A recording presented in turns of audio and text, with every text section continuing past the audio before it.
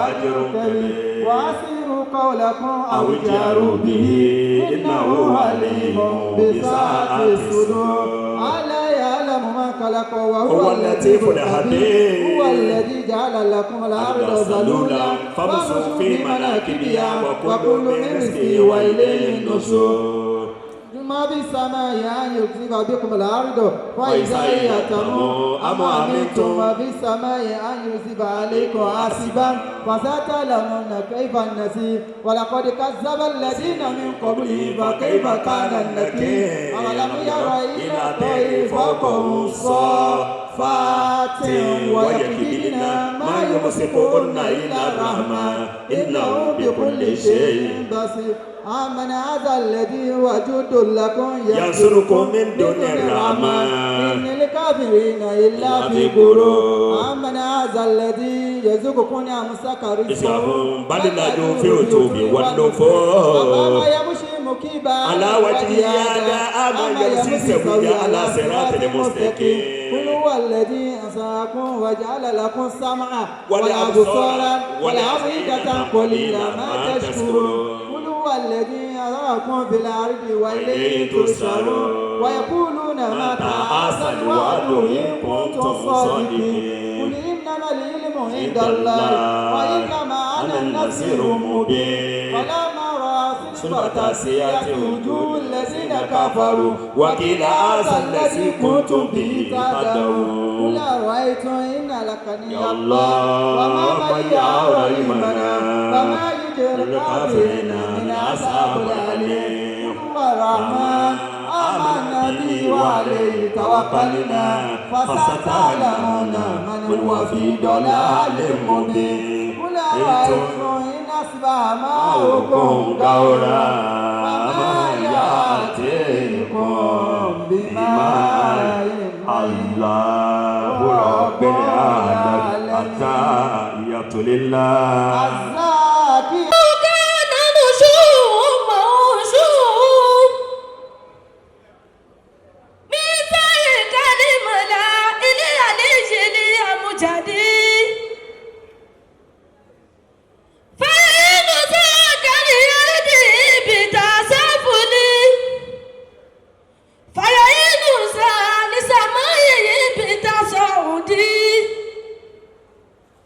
ولمن بينهما مسافة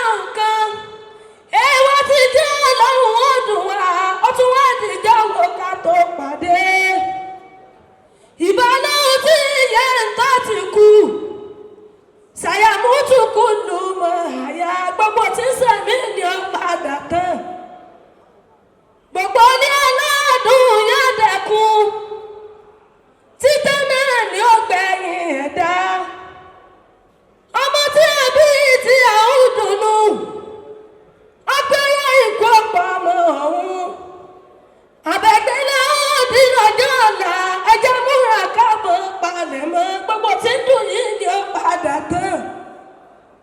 Mo rántí ikú ominú kan mi. Mo rántí ikú ominú kan mi ẹ̀rù ọlọ́run mi bá mi jẹrẹ. Mo wọ nínú bí ìbọn àwọn ẹ̀dá lórí kódùkú pọ̀ iná ni. Àdéhùn mú ti Kùránì wí. Bó ti wù kó gbàkọ̀dún kó pọ̀ tó nísàlẹ̀ náà la fà bọ̀ sí. Nísàlẹ̀ náà la fà bọ̀ sí fẹ̀ni ọlọ́run bá yọ̀ǹda rẹ̀ fún. Ẹni tí rìn náà ń bẹ nínú ẹ̀dá. Ẹni tí rìn náà ń bẹ nínú ẹ̀dá. Tí wọ́n gbé lọ tí ó là lọ dé. Tàrà kó jẹ̀ wọ́n láì ní kùkà. Tẹ́lẹ̀mí bá kú àbọ̀dọ̀ lọ ṣẹ́bí kú kan náà ní pẹ̀dá. Wọ́n kẹ́ fọ́nì màmá mi kò lè ti ìyá ti wò rọrùn. Ọ̀rọ̀ dákun máa sọ bẹ́ẹ̀ mọ́. Igi tútù tí sọ́tọ̀ ní bògì láìpẹ́ àtẹ́gùn igi lè wò. Èyí tí àwù náà tí ọ̀tọ́ àṣìṣe kẹrin kẹsẹ̀ lálàá ìwò. Àfiwé ìgbésẹ̀ ayé ẹ̀dá. Ká ìwé ìgbésẹ̀ ayé ẹ̀dá ẹni tí ń sàárẹ̀ ogún ọdún. Tó bá tún wọ̀lú wà gbé dìde. Ẹ̀dá tí ń lọ tí ń bọ̀ tí rẹ̀ sì lè wà kò sánlẹ̀ tí ó sì kú. Èrò tí ìlú Èkó. Èrò tí ìlú Èkó. Tẹ́ bá débẹ̀ ẹ̀bà ń kọ́ láwàlé. Ibẹ̀ náà kù lẹ́tì ohun lò mọ́. Èrò tí ìlú Ọlọ́run fẹ́ ṣáájú ẹ̀dá. Àwọn sọ́mọ lóòkè bó ṣètò ọgá ń fẹ́ ọkọ̀ ọjà òye. Ọkọ̀ ọjà mi máa wà ẹ̀dá. Ìjọjọ́ kan ń bọ̀ tí ó dàwọ́. Lọ́lọ́ tó lọ sókè náwó ẹ̀dá ilẹ̀ náà látún padà sí. Tọ́mọ bá dànù tí ọ̀rọ̀ náà lọ. Tọ́mọ bá ṣẹ̀sìn tí ọ̀rọ̀ náà lọ. Àwọn ọ̀run lè lọ bá bàbá. A ní wọ́n bàbá àwọn tí mo rí. Abiyamọ ṣàdúrà yóò sì gbà. Bàbá ọmọ ṣàdúrà yóò sì ṣẹ. Tọ́mọ bá pàdánù bàbá òun. Ǹjẹ́ ẹni tí ó ṣàdúrà fún ni tinútinú gẹ́gẹ́ bí bàbá? Ọ̀rọ̀jú bàbá sọ́nà láàánú àwọn ọlọ́pọ̀ nínú àwa ẹ̀dá. Tẹ̀rù bá lọ tọ́jú ọ̀dá yìí mọ́. Tó fi lé fọmọ ẹ̀dẹ̀ tó bá rọrùn ara tó wù wọ́n wọ́n fọmọ ẹ̀dá. Tẹ̀rù bá lọ tọ́jú ọ̀dá yìí mọ́. Tó fi lé fọmọ ẹ̀dẹ̀ tó bá rọrùn ara tó wù wọ́n wọ́n fọmọ ẹ̀dá. Ikú tó pa ní òbí mọ̀ lọ́jọ́. Ikú tó pa yá ọlọ́mọ kíkìnì tani lẹ́yìn fi wọ ọmọ rẹ̀ lọ. Tọmọ bá sunkún bóyá fẹ́ mú nǹkan tí òbí ayé fi lọ. Àmútọ́mọ fẹ́ mú jẹmọ́ ní ìbẹ̀lẹ́kùnlé tí ó wúlò mọ́. Àbí amárẹ̀ ní ọ̀dẹ́rù lẹ̀ lọ́hùn náà fẹ́ lọ kásà. Àṣàrà ìlú náà bá ti rò jẹ́. Olúwẹ̀sẹ̀ káàtì onígbẹ̀kùn. Tí kú bá gbowó ni àbá sanwó. Tó bá jẹ́rìn ní ọgbà alẹ́ fún. Ṣùgbọ́n kú kọjá lẹ́kọ̀ọ́ gbọ́rùn kan. Ó lè ní mọ̀rúfù náà wò wù. Ṣùgbọ́n kú kọjá lẹ́kọ̀ọ́ gbọ́rùn kan. Ó lè ní mọ̀rúfù náà wò wù. Ají mọ̀rúfù ọ̀gá àgbà. Ó tún wá ní ìdáwó ká tó pàdé. Mo fi Àfọlábí tí ìwà rọrùn. Mo fi Àfọlábí tí ìwà rọrùn. Ó fi lẹ́kọ̀ọ́ mọ́lẹ̀ ọgbọ̀rún. Ta ló wá kù tí ó tọ́jú àwọn ọmọ? Ta ló kù tí ó tọ́jú ọ̀yà rẹ̀? Mo fi Àfọlábí òsè yìí.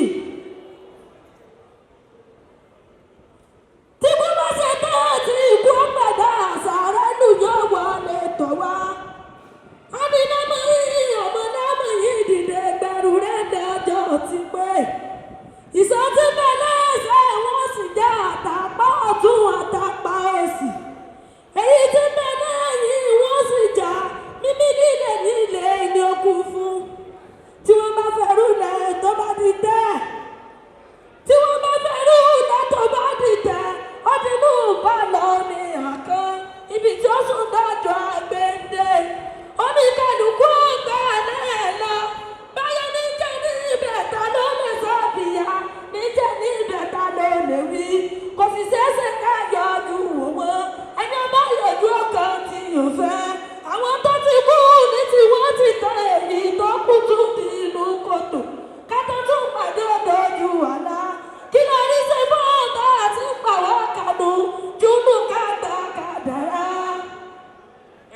pariwo Ọlọ́run. Allahu akbar. wọ́n sá ń sọ fún wa pé ìjọ kan wọ́n padà bó kálukú wa náà mọ́lẹ̀. La ilaha illallah. Allahu akbar. wọ́n fi ti lọ́ntì ẹnu Ọlọ́run sábà wa kẹ́. Àmín. Ọlọ́run sábà wa kẹ́. La hawla wala quwwata illa billah. à ń lọ síbi wá sí báyìí lọ́dọ̀ àfa àgbà Sheikh Abdulrahman. Adamallahu ayatahu. Bàbá wa ní gbọdọ̀ fún Ọlọ́run sábà jẹ́ ká rí wọn pẹ́. Àmín. àfa àwọn àgbà ẹ jáde kí gbogbo yóò rí Masha Allah wá sí lókè.